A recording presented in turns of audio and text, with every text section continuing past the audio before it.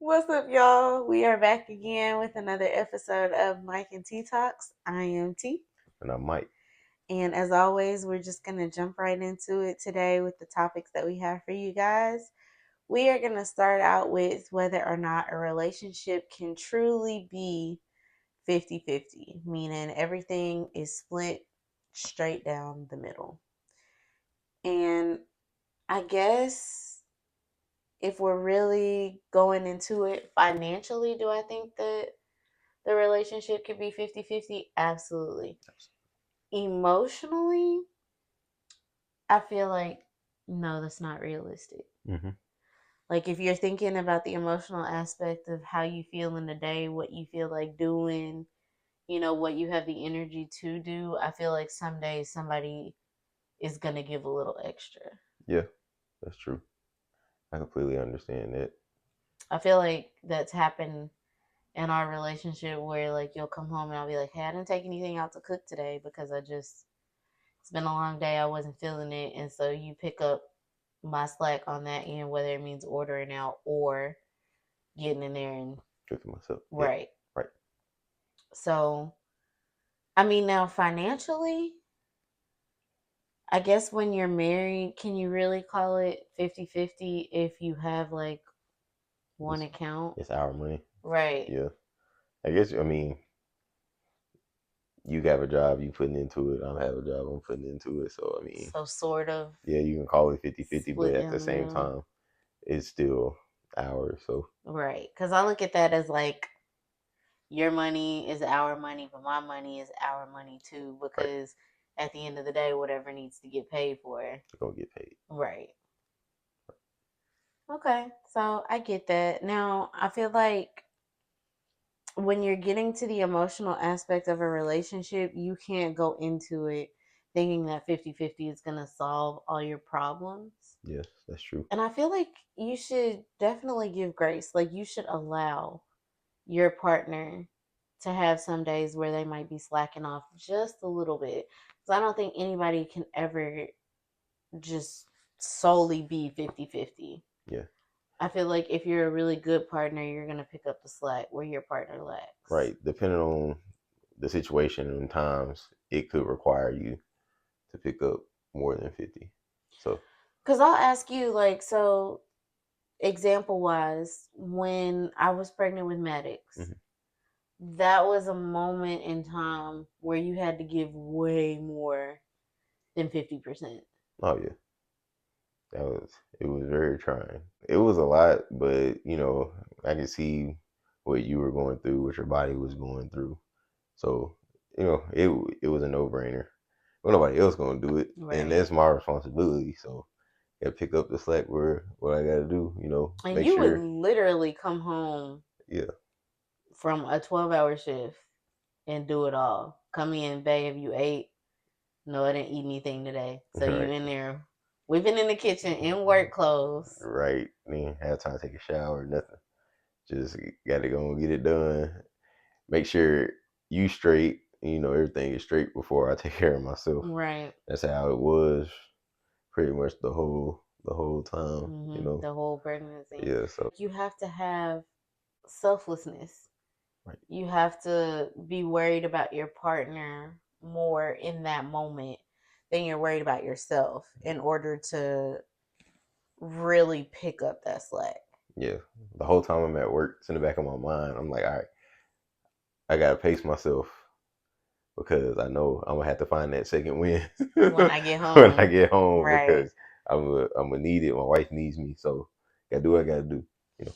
And I feel like it's a thing in a relationship where you shouldn't necessarily have to speak to your partner and let them know, like, hey, I'm lacking on my 50 right now and I need you to pick up the slack. Because, like, I can see, in our case, I can see it. Like, if you come home and work is just really taking you down through there, Man, you don't have to tell me that in order for me to be like, yeah, hey, babe, I got bad time tonight. you can see it.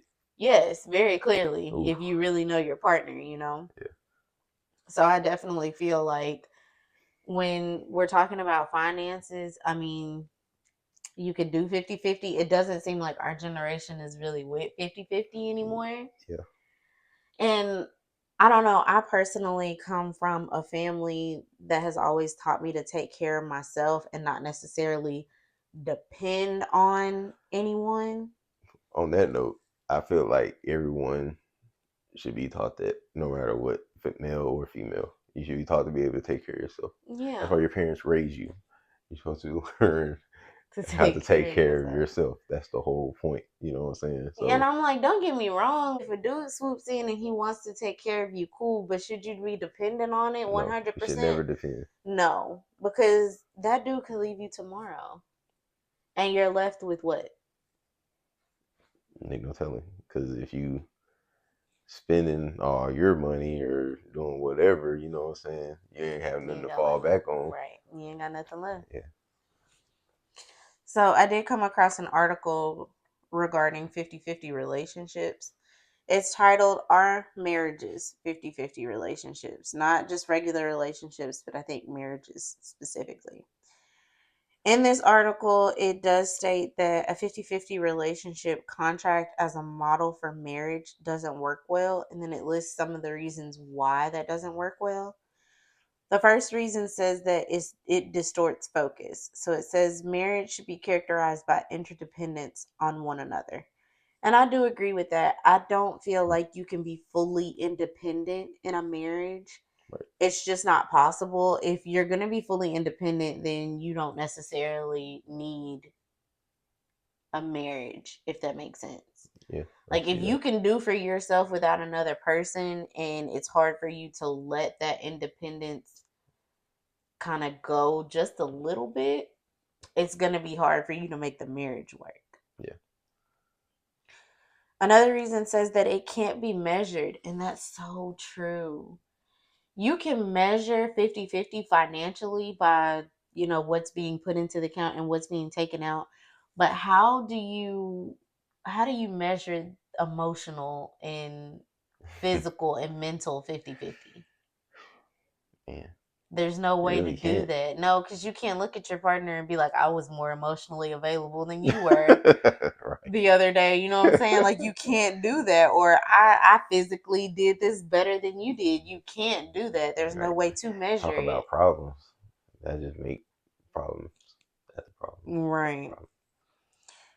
It says that it separates us in a marriage and goes on to state that marriage should display unity, but a 50-50 relationship is set up for failure before it begins. Because when you draw a 50-50 line down the center, you've already begun to focus on reasons for separation rather than unification. That's interesting. That's a really interesting point of view. I know when me and Michael first got together and we put our finances together and everything, we never had the 50-50 talk. It was kind of just like, yo, whatever needs to be paid, pull it out of the account and go pay it. Yeah. It wasn't like well, this bill is due, so I give you 20 on this and you can put in the other 20. The only time when we might do that is if we're pulling from savings Yeah. for something.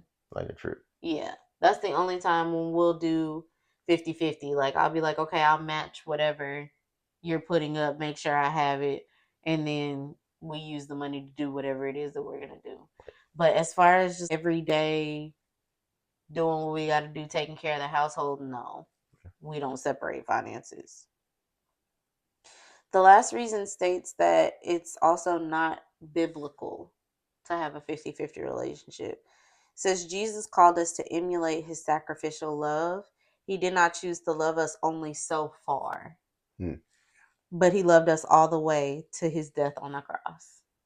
And that's true too. As far as doing 50-50, you can't say you can meet somebody halfway for sure, but you can't necessarily just be like in a marriage, okay, I'm only going to give you so much. Right. If you're going to be married, it's best to give your all. Always. That's what it's about. I wouldn't want only half of you. Exactly. That's what I'm saying. That's what it's about. And I wouldn't only want to give you half of me. Yeah. I don't want that either.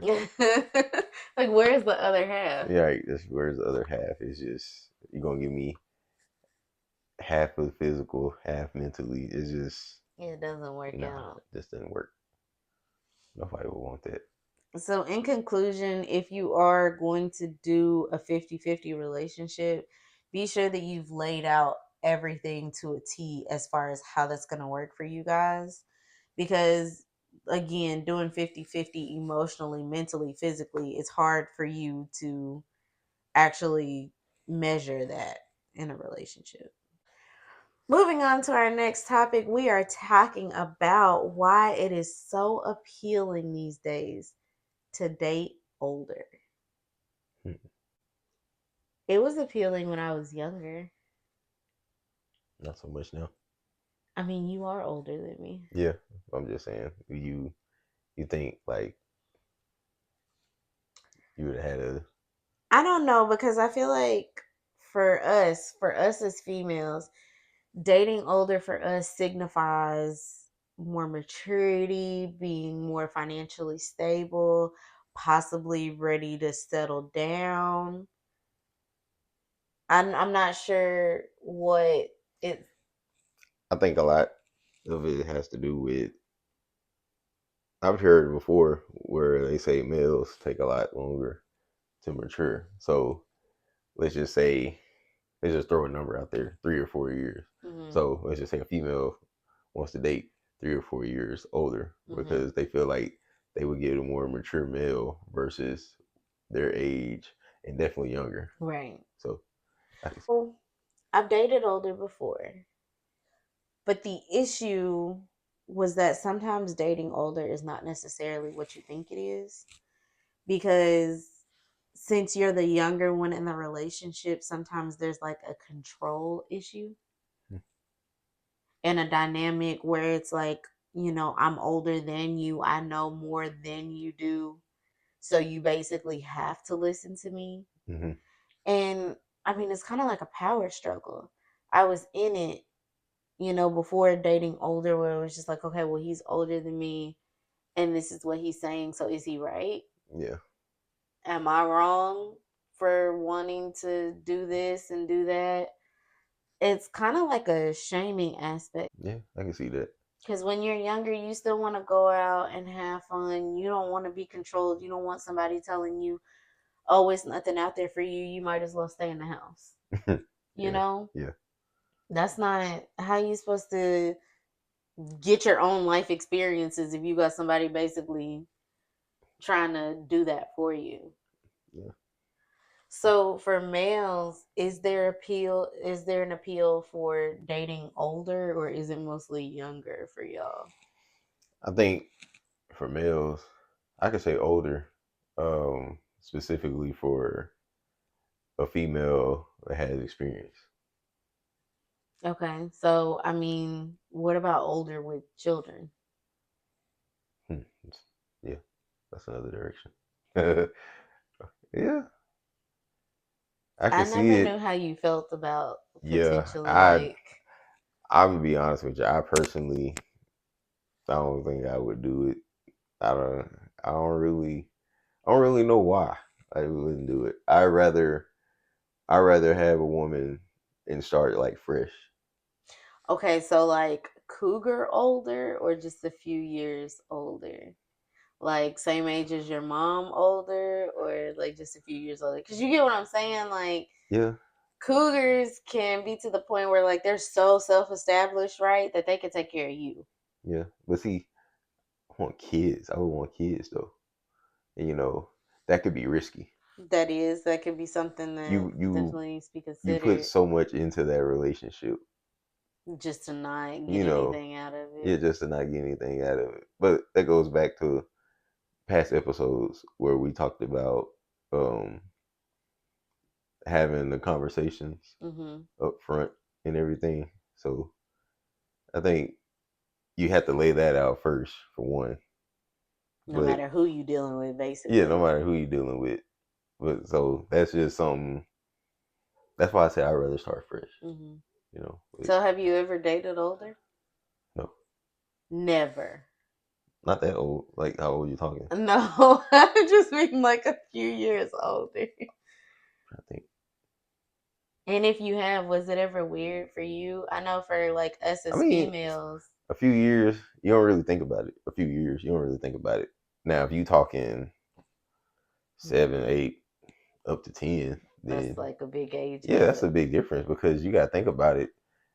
If they had, like I said, if I dated someone that had a kid, you got to think they kid could be 5, 6, And you just 7. walking into their life. Yeah, you know, That's that's understandable. just I don't know. I just it's just not my thing.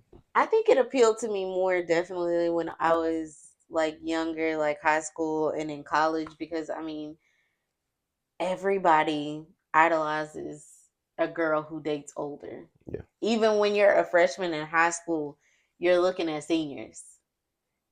Even knowing that, these seniors are about to leave and Mm. move on with their life and, get out into the real world, you're still looking ahead. When you're a senior in high school, you're looking at college guys. When you're in college, you're looking at adults, It's like just like adults. you're looking at them like, oh yeah, they got the appeal. Yeah, they've been there, done that. You Right. know, so you trying to just When in all reality, just because they're older doesn't mean that they are any more mature, doesn't mean that they are any more financially oh stable yeah, than that's you true. are. It doesn't mean any of the things that we thought when we were kids. It just means that they got a little age on you. Yeah. That's pretty much it, because I have known some very immature men, and you look at it and you're just like, you got to be kidding me. This can't be real life. Who would have thought?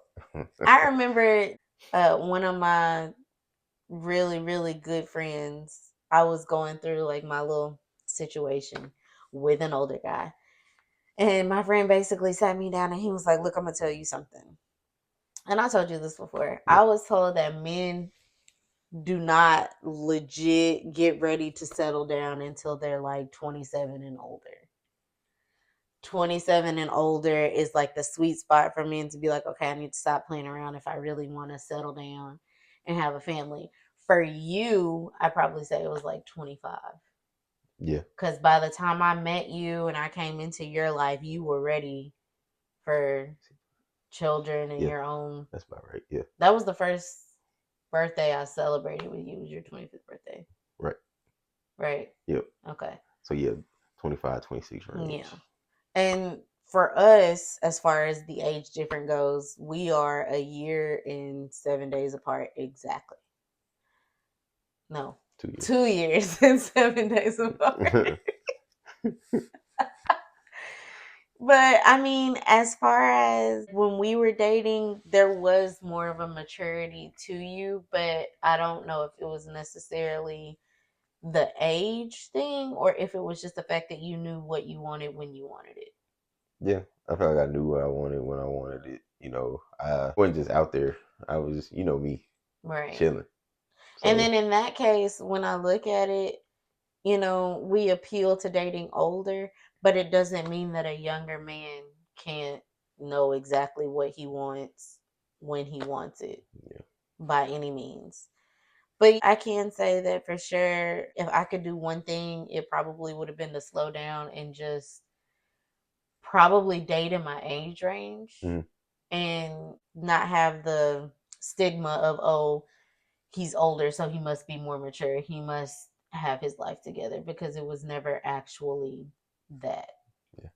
So, next, we're talking about whether or not two individuals should lay all their cards on the table before getting in a relationship.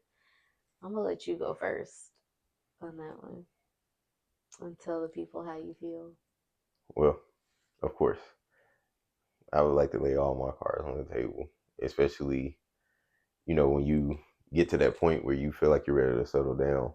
The person that you're dating, they need to know, how you feel about things, where you stand, what you want, where your goals, stuff like that. Etc. Yeah. So. I'm going to take y'all back to me and Michael's first date, like our first ever date. Mm-hmm. We met it on the border. We go in and we're eating the Mexican food and we're drinking the drinks and everything.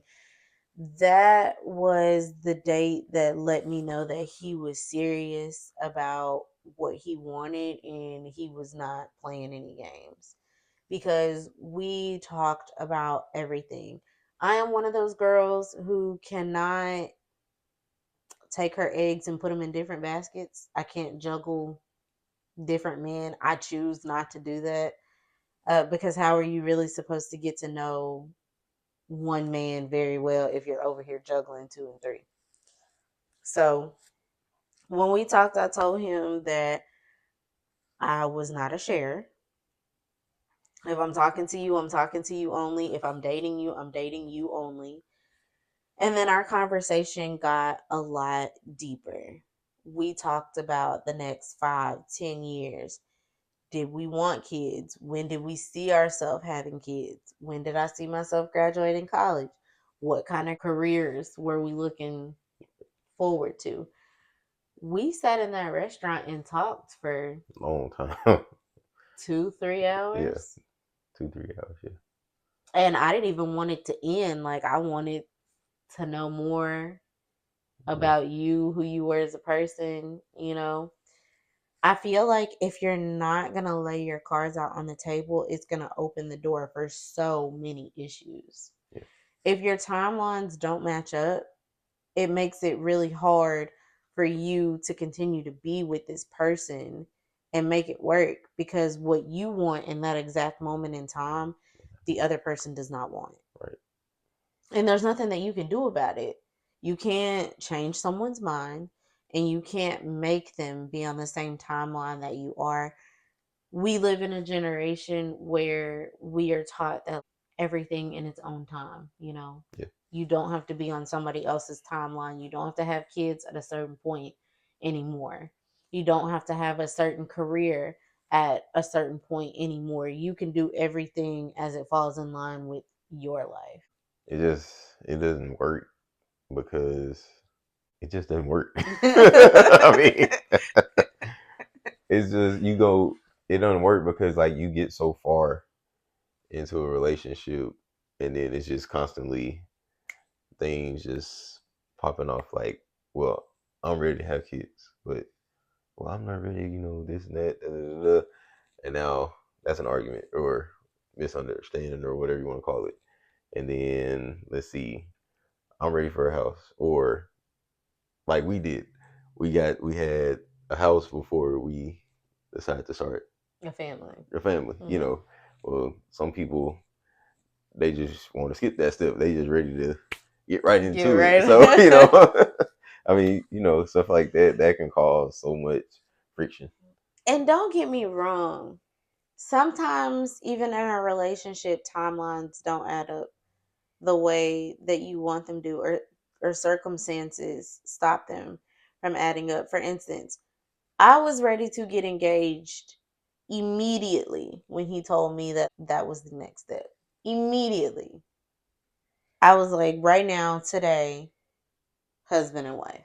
Yeah, And he had a plan yeah. that was taking too long. The reason why she felt like that was because of the first date. I feel like I really set the tone with her during that first date, and she kind of got the spinning in her head. So, so she was like, oh yeah, I'm ready. I'm ready. He's committed. So Like, he about what he say he yeah, about. yeah.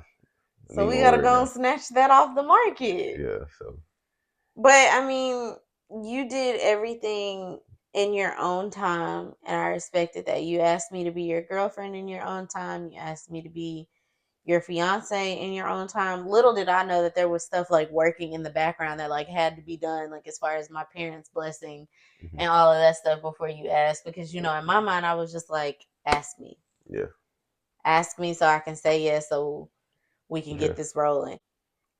Our timeline together has had its obstacles. That's always going to happen. yeah, We didn't get married when we decided that we originally wanted to because COVID. yeah, The wedding that, we wanted to have didn't happen because of COVID. Us starting our family was something that we thought would happen immediately, and it did, but then going through like our stillbirth and then having to get right to be able to try again and bring another child in this world, yeah. it just solidifies why you need to lay your cards out on the table, because things happen. All the time. Nothing in my life has ever gone according to plan. Yeah. Not for real, unless it's a trip in the foreseeable future. Yeah. But I mean, we've always been taught that you can't control circumstances because things happen. Things are gonna happen. But if you lay things out with your partner ahead of time, and you're like, I told him I want kids. He told me that he wanted kids. So even after going through what we went through, we were still in the mindset of, okay, we're not giving up because Yeah. we still want children. Right. And we even went as far as me telling him, like, hey, if for some reason I have fertility issues going on, I still want a child. Are you open to adoption? All things that, things that you don't even think that you should ask, Mm-hmm. but things that Yeah. need to be asked in a They come up. relationship. They come up later. They do. Yeah.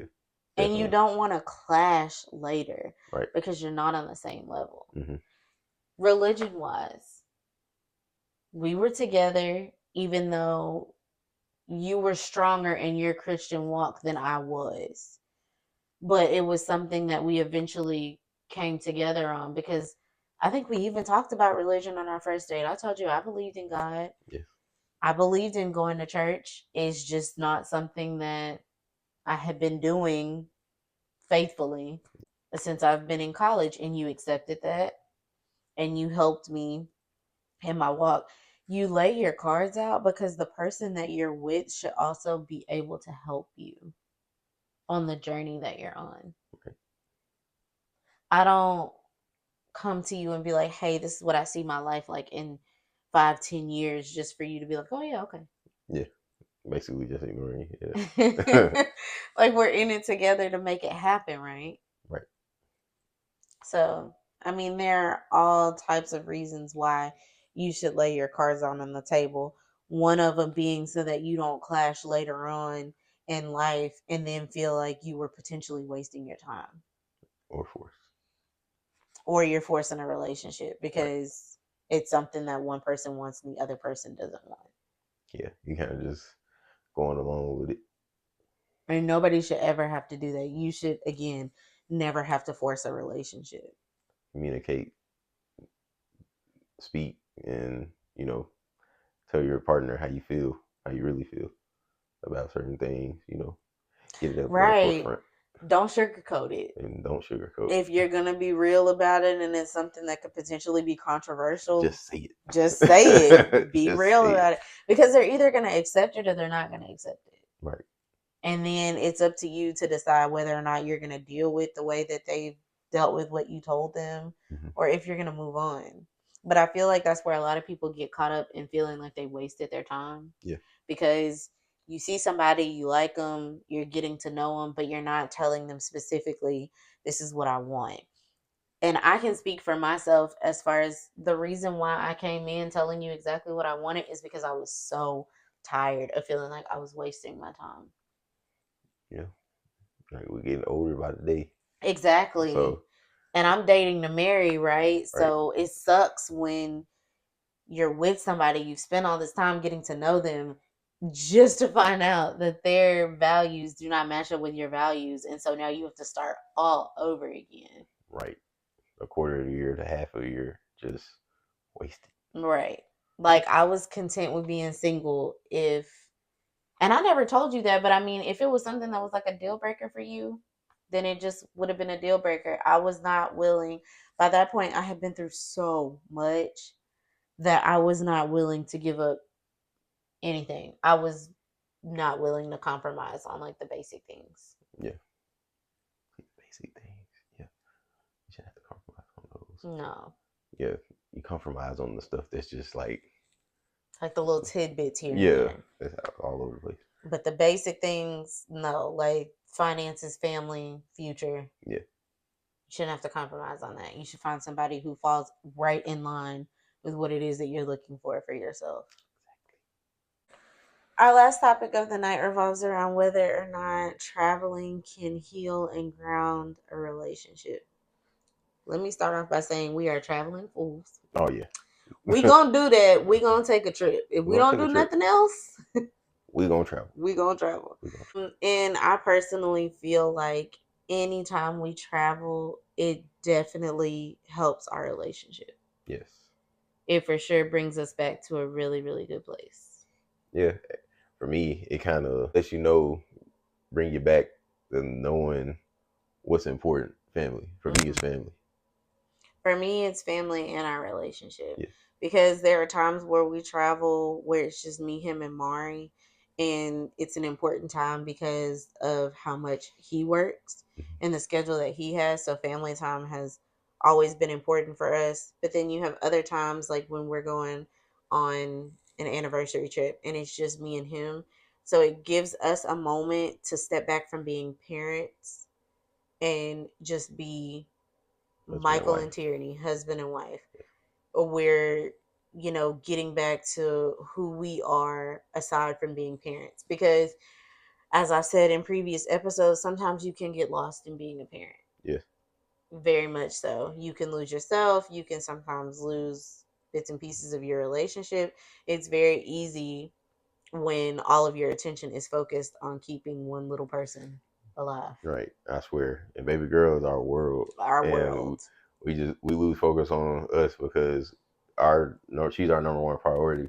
We always gonna make sure she's straight no matter what. no matter No matter what. what it costs or anything. We're always gonna make sure she's straight.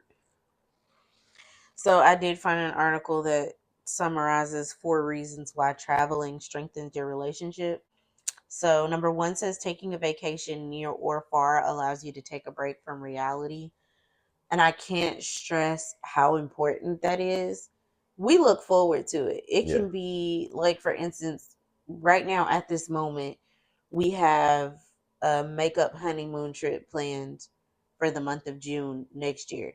And we are looking forward to it and we are counting down I cannot wait. because it definitely does give you a break from reality. It gives you a break from paying bills, from going to work, from dealing with whatever you have to deal with in your day-to-day life, and being able to just relax in that moment because you don't have to do anything if you don't Anything. want to. Right. We've taken trips like that where we've gone to a cabin in the woods, got food together, and for 3-4 days that's where we were. That's where we were, just relaxing, doing Because nothing. sometimes you just need that when you're so stressed out in your relationship.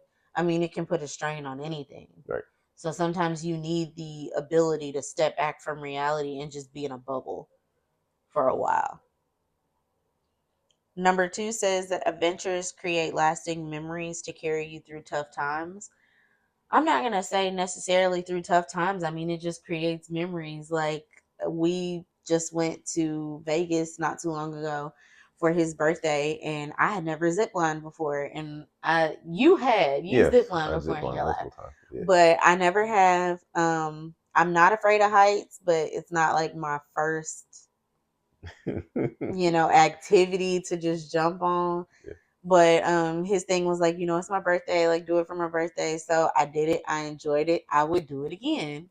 But I was terrified when we first did it. I'm trying to think. That's like the most daredevil-ish thing that we've ever done on any of our vacations. Yeah. As of right now, I mean, like next year we hopping on jet skis, so Yeah. you I can't wait know. for that. Just enjoy the Mm. ride. Number three says that traveling teaches you a lot about yourself, but imagine what you learn about your significant other too. Not only do you learn who your significant other is when they don't necessarily have the stresses of the world put on them, but you learn how they treat other people. Yeah. You learn if they're nice on vacations, if they're more relaxed, or if they're more wound up. You can learn a lot. You can learn if they're full of themselves, and I feel like when we go on vacation, especially if it's like an anniversary trip or something, I always learn something new about him because I ask questions when we're out, questions that I might not think of, just in everyday conversation. But I mean, it'll be things like, hey, babe, we've been married for this long. What have you learned about me that you didn't know before? Yeah. Always something learning. Yeah. Always. I don't think you ever stop learning about your partner. Nope. But traveling, going on any type of vacation allows you to see who your partner is in like a different element, Yeah. you know? Stress free element. No, I'll make sure that. The last reason states that new experiences through traveling force you to depend on each other and build trust in your relationship. Period. Because I don't go nowhere without you. Right. I expect for you to have my back no matter what in any situation. We just came back from Houston. We walked from our hotel to a venue. I felt safe because I know that just like my antennas are up, he's looking around making sure that everything is good. If it seems like there's a threat on one side, he's pushing me to the other side to get me away from it. So it definitely makes you depend on your partner. That's the only person you got. Yep. Who you gonna call? Who you gonna run to? Right. Because ain't got nobody there. And we always try to do like the safest thing for both of us. 'Cause just like he wants me to be safe, I want him to be safe. I want us both to be able to come home to our daughter. So, I mean, we don't make reckless decisions. If we know that we're going out and we're partying, we're taking an Uber or we're taking a Lyft. We're doing what needs to be done, but also, again, depending on each other. And I mean, we make it a habit to where we really don't go anywhere without each other Yes. or without some form of communication. Yeah. I don't. I don't like letting you out my sight, especially out of town. Yeah, he not with it. I can be like, I'm going down to the lobby, and he'll be like, It's "What you one. need?" It's one thing here, but still, I don't even like that really, especially with all everything that's going on Right. nowadays. But yeah. So it makes you become a team, and I feel like it builds trust in the relationship even more. I do feel like trips have healed us if we've ever fell into that roommate situation or that roommate space. I feel like going on a trip has always brought us back to center.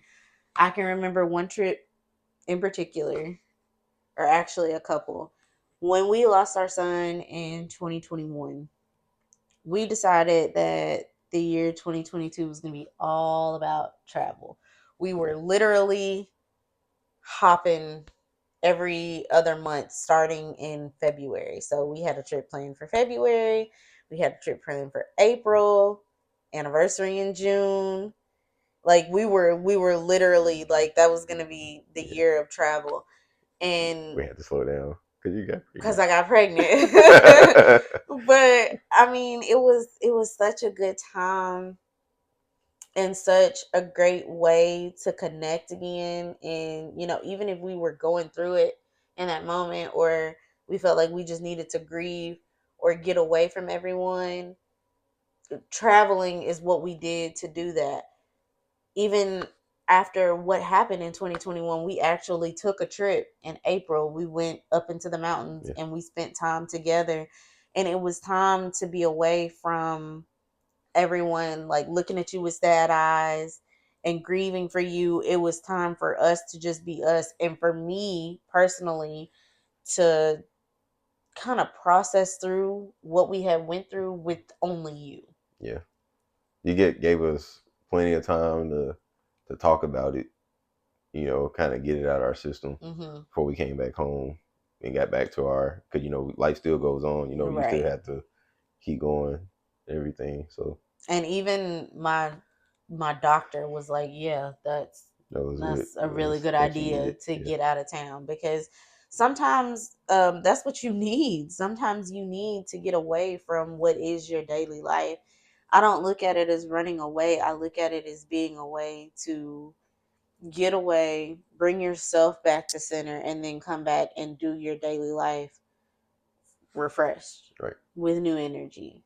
So traveling will always be our like output. If we're dealing with something, 9 times out of 10, we're probably gonna book a trip because a trip is gonna make everything better for the Yeah. time being. For the time being, yeah, it's gonna make everything better because it's just what makes us happy. Yep, I love it. 100% love my travel buddy. Yeah. Me too. That is all that we have for y'all tonight. I hope that y'all enjoyed the conversation as much as we did. And as always, if you have any comments, stories, we would love to hear them. And make sure y'all go back, check old videos that we posted. Make sure you like and subscribe. And until next time, we will see y'all later. Peace. Peace.